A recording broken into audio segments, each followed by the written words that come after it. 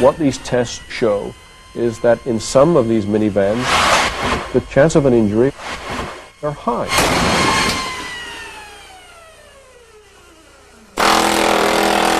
Dateline cameras are behind the scenes at one of the most modern automobile crash test centers in the world. It's not even budget.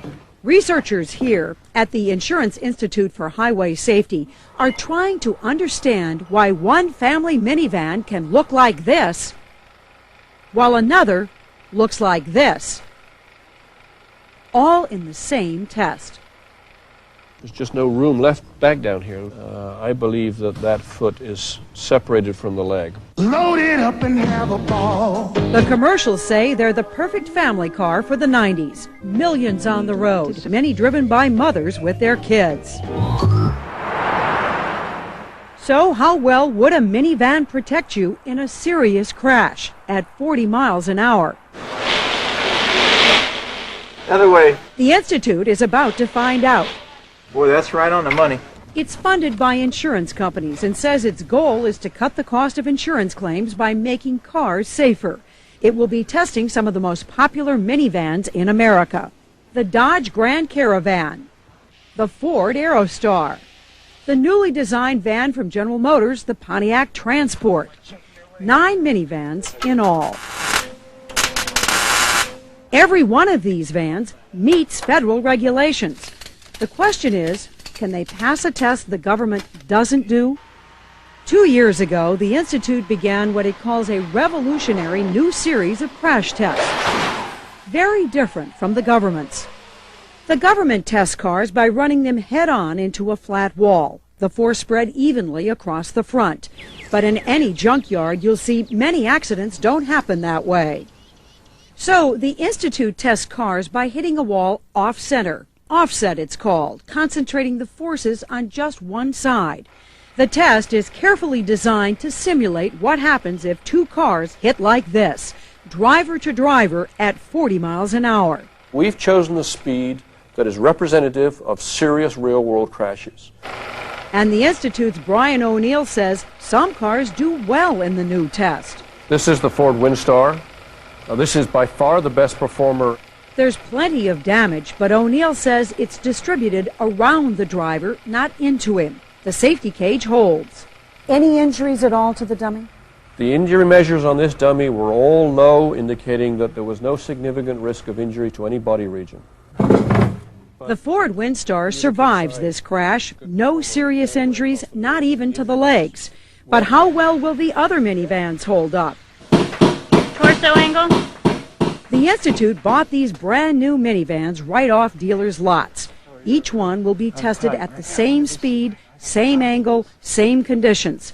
Dateline had no say in how the cars were chosen, tested, or evaluated. The car is good. 3, 2, 1. This is the Dodge Grand Caravan, the top-selling minivan in America, at 40 miles an hour. There is major intrusion. This means that the chances of major leg and foot injuries in this crash are very, very high. The Institute says part of the floor near the pedals is rammed back more than a foot. And the news from sensors in the dummy is not good. Both legs. Both left and right. Watch the front tire. The Institute says the structure of the van causes the crash forces to be focused on the feet. As a result, both of the lower legs of the dummy indicated the risk of a serious injury. Would both legs have been broken? We think that in this crash, both legs would have been broken. That's correct. Remember, the Ford Windstar protected the dummy's legs. In the same test, the Dodge Caravan didn't. This is the Chevrolet Astro, also called the GMC Safari.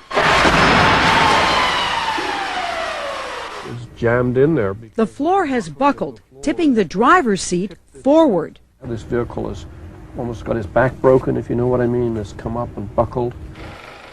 In slow motion, you can see how the airbag still manages to cushion the head.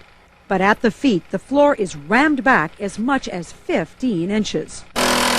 The door jams so tight, it has to be cut open. The Institute says one leg is probably broken. But remember, this dummy is the size of an average man. What would have happened if this had been a woman, shorter and lighter?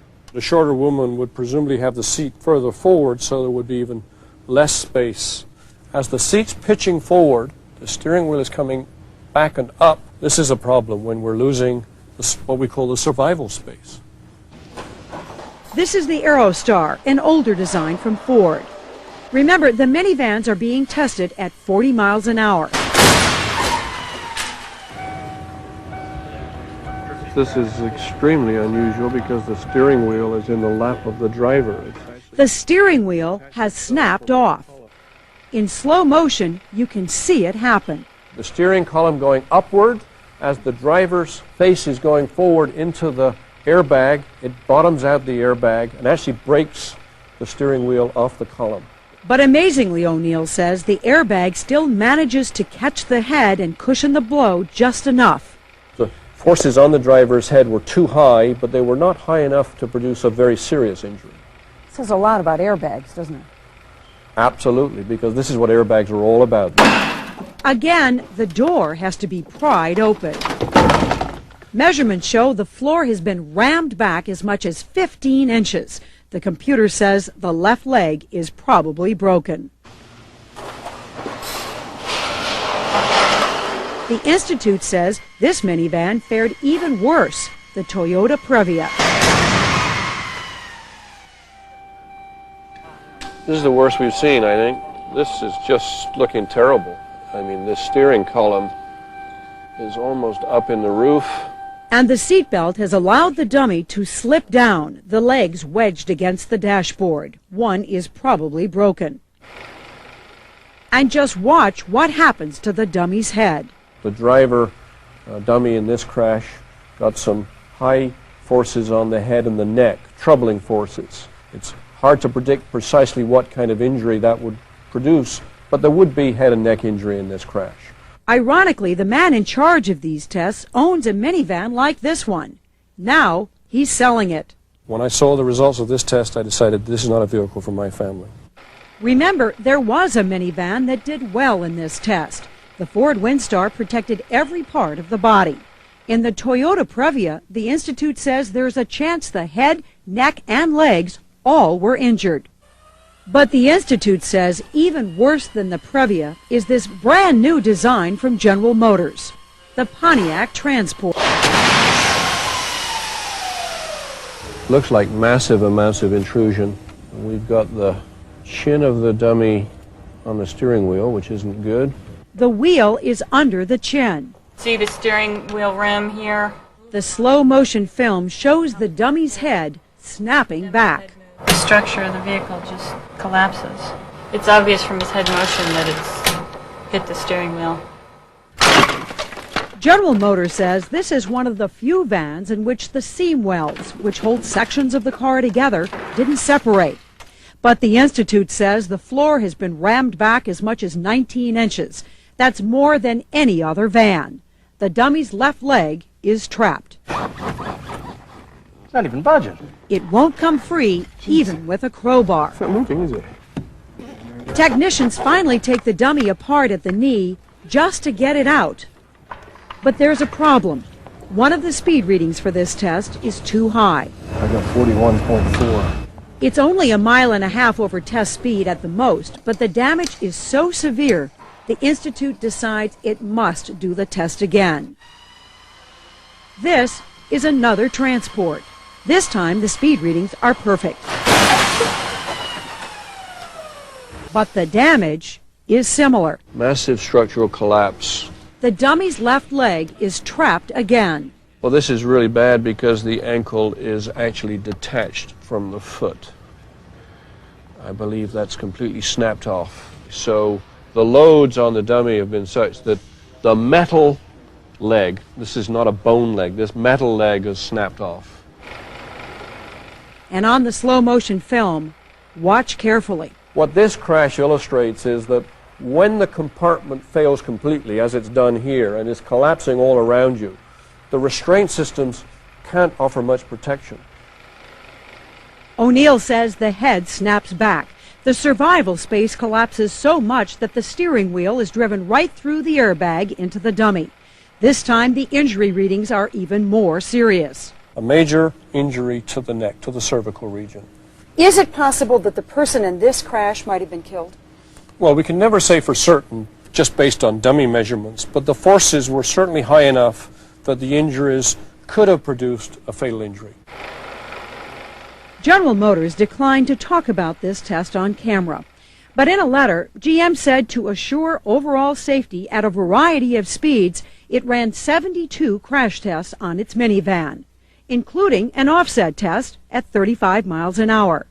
GM wrote, "The minivan performed very well," but declined Dateline's request to release pictures of the test or the specific results. GM and the other automakers reminded us that all their vans meet or exceed federal safety standards, and they include safety features to help avoid accidents. The car companies have also criticized the Insurance Institute, saying it has a vested interest and cares more about cutting insurance claims than the added cost of building safer cars, that it puts too much emphasis on this one crash test.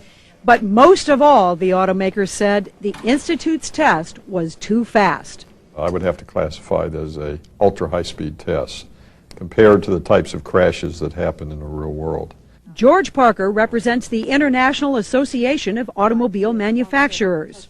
Are you saying that people don't have accidents at 40 miles an hour? There are very rare instances of crashes at that speed. You're probably talking less than 5%, maybe even less than 2% of all crashes, offset crashes, happen at that speed. General Motors says it's even more rare. Only about 0.04% of all the accidents the federal government tracks.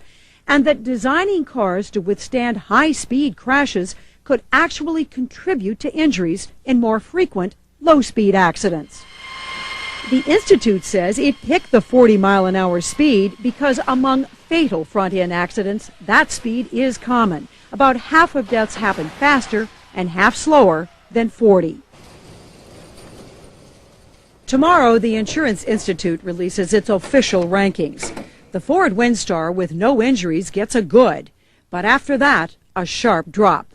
4 vans rated marginal: the Mazda MPV, Dodge Grand Caravan, Honda Odyssey, Nissan Quest, and these rated poor: the Chevrolet Astro, Ford Aerostar, Toyota Previa, and last on the list, the Pontiac Transport. It's also called the Oldsmobile Silhouette and the Chevrolet Venture. If the Ford Windstar can protect passengers adequately at 40 miles an hour, then why can't all these other minivans do as well? But I think that's not the point. I think the point is that if you are a potential purchaser or owner of one of these vehicles, that I would be very cautious about putting a lot of importance to the results of this test, because these vehicles do well in the real world. Brian O'Neill agrees that compared to some other cars, minivans do not have as many deaths and injuries. But he says it's not because of the way they're built, it's because the people who drive minivans are middle-aged moms and dads, statistically some of the safest drivers on the road. Minivans have a good on-the-road record because of their drivers. What we're saying, however, is if you're driving one of these and you're unfortunate enough to be in a collision, some of them aren't going to offer the protection they should be offering. The automakers say the Insurance Institute runs its tests to get publicity, and they note the tests are not used to set the car insurance rates you pay. But in spite of the criticism, the federal government wants to develop its own offset test, similar to the one you've just seen. If you're interested in detailed van-by-van test results, they're available on Dateline's website at www.dateline.msnbc.com. We'll be right back. This is Dateline Tuesday for November 19th.